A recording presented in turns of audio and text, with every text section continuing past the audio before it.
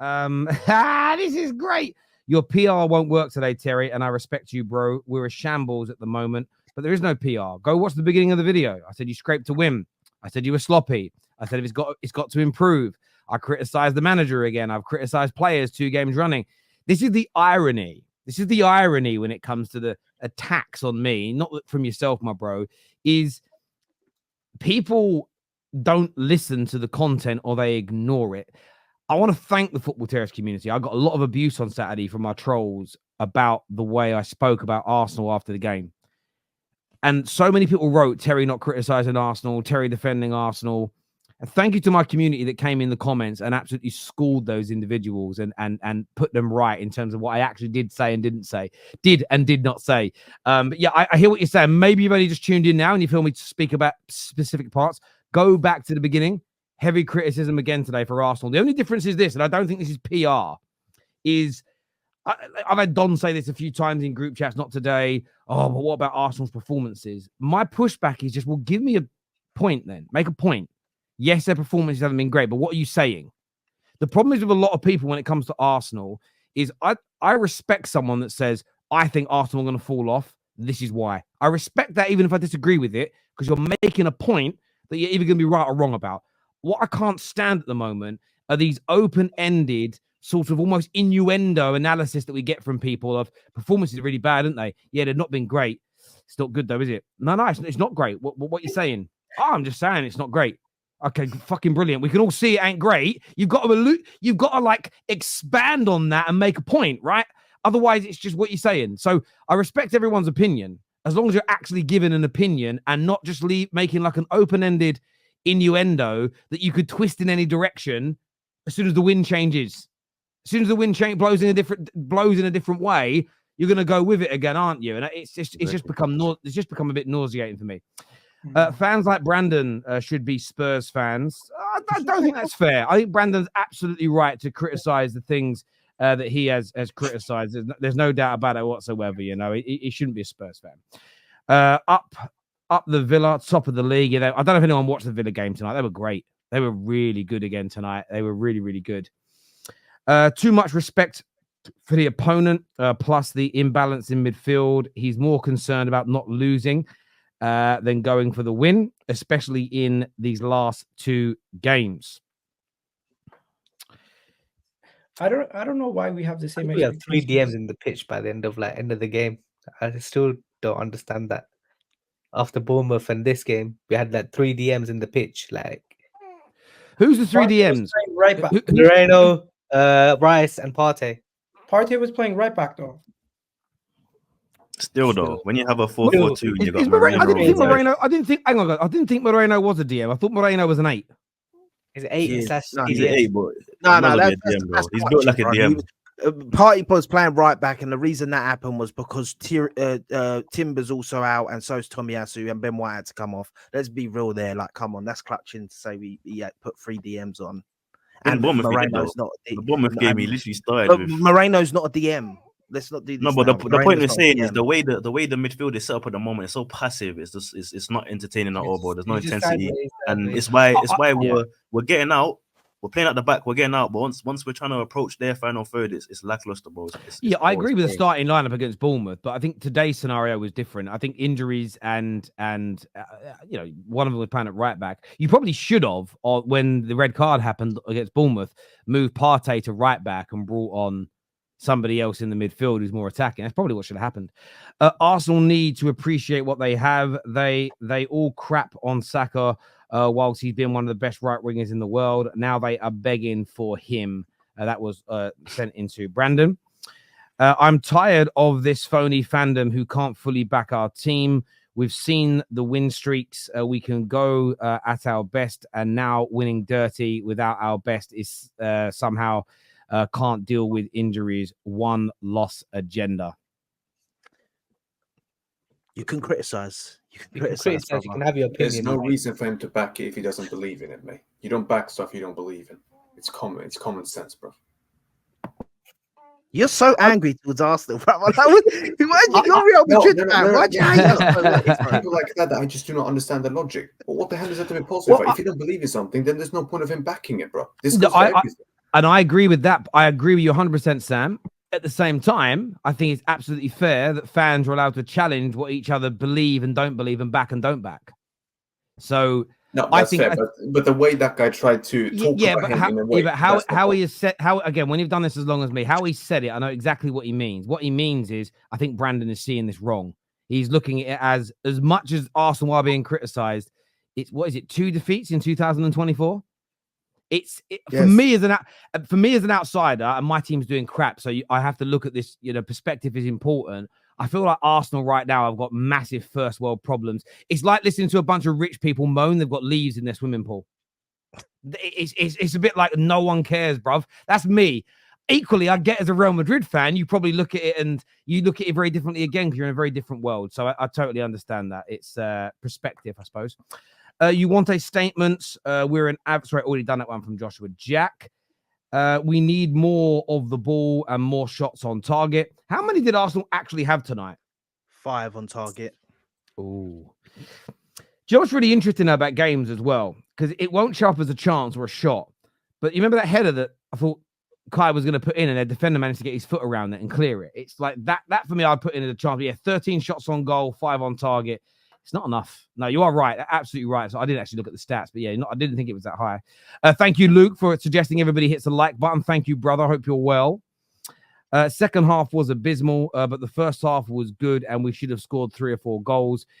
Get through the next 3 in touching distance, and we go up a level with Saka and Odegaard. Italian Harry Styles out is an advantage for Arsenal. He's overrated. I've had a lot of people in the last few games criticize Calafiori. I'm going to throw it to a neutral here. So, Jason, you think he's overrated? He's the games I've just seen him right now, like he's been defensively sloppy, man. I can't lie. Like he's good going forward, but it's a bit shaky. But maybe he needs time to adjust in the league. So it's one of those things. First few games, I'm just like, yeah, it's a bit like going forward is calm, but at the back he's been so shaky.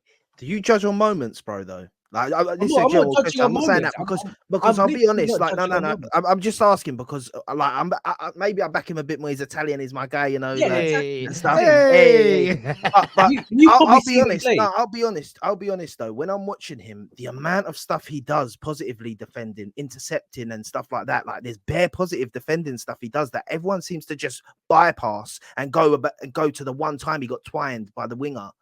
Do you know what I mean? Bearing in mind, he's not the way he's asked to play, being an inverted player from the left-hand side and going forward a lot more. Sometimes you do get caught out. That is part and parcel of that position, in my opinion. When you're asked to play like that, you're gonna sometimes get caught out. Unless you're Carl Walker with some stupid pace, he gets caught out, but he can recover in time.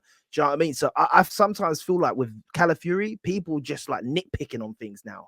Like, I don't know, that's just me. I'm not trying to criticize him or anything like that. I'm just saying, You just did. okay. All right. It's a bit like it's defensively. Oh, Jace, don't back down. Own it. Yeah. Say what you think, bro. Okay, I own it. I'm just saying, defensively, he's been all over the gaff. I can't lie. But at the same time, I've seen good moments from him, but he's new to the league itself, so I need to see more of him. Like I think this is popular from within our fan base to pick and nitpick new signings' weaknesses or individual moments where they struggle at certain things. Mikel Moreno was trending after the first game. We're talking here about Calafiori, who could be missing for the Liverpool game. Let's be honest. If I told you you'd rather have him playing rather than anybody else at left back at this moment in time. So let's not do this whole nitpicking about defensively, because I would rather have him versus Mo Salah than have Zinchenko, for God's sake, or Kivior. So let's not do this whole criticism. Do you know a donkey, innit? It's just a bit of a donkey, that's all. Like who's a bit. It's a bit of a donkey. Do you understand the way of calling somebody a donkey? 1 second. I'm not saying he's bad or anything like that. He's just so clumsy. He's not bad, but he's a donkey. No, He's a bit of a calling somebody a donkey is not. That's a bit like me saying, that's like me saying it don't taste bad, but it reminds me of shit. That's what you've basically just said with that comment. It's so clumsy. you know what I find really interesting? I kind of get. I listen. There's been definitely moments in games from him where he's made mistakes. No one's going to deny that. Moreno and Sterling so far haven't really integrated and looked good. Whenever this happens to Pep, I was going to point out that, and I'm not comparing the managers. I'm just giving you a scenario.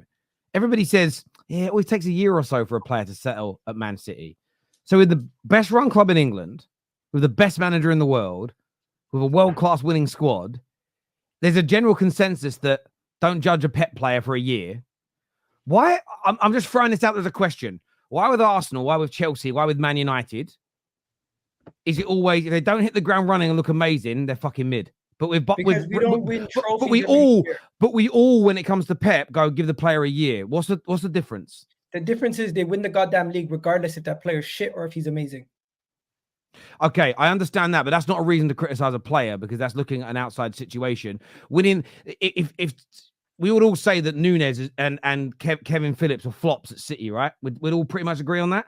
But they're not suddenly they're not flops just because they won the league. They still didn't achieve. My point is more around us as fans looking at our own clubs. Man United fans do it. I'm guilty of this, but we're sitting there listening to you guys arguing, thinking every fan base kind of goes mad if a new signing isn't amazing day one. But we all sit there and kind of defend Man City, right? All of us, and go, oh yeah, Pep takes about a year to get him to. Even like Pep Klopp was like this at Liverpool. He'd barely play new signings for the first 6 months sometimes, and that was considered okay. Our clubs, you know what it is? We're all mad if they don't hit the ground running. I don't get why. Terry, it's another example.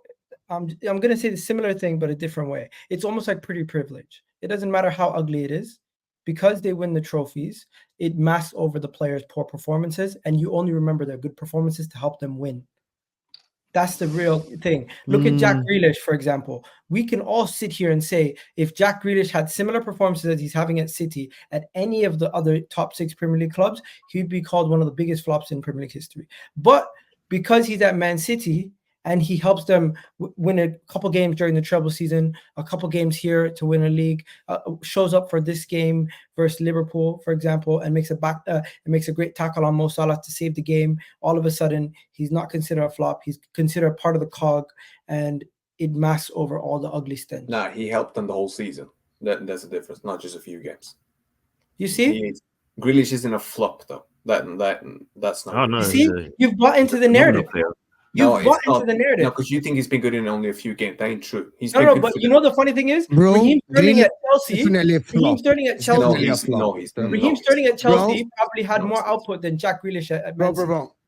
Sam. The last goal that Jack Grealish scored was December, bro. Last season. Habibi, everything isn't about GA. You guys know that the last goal, as a winger, guys, the last LB yesterday had a head loss in the watch along, 2 days ago, when he was watching Man City. He said, what do you do? Stop this, pass the ball around, we'll keep the ball.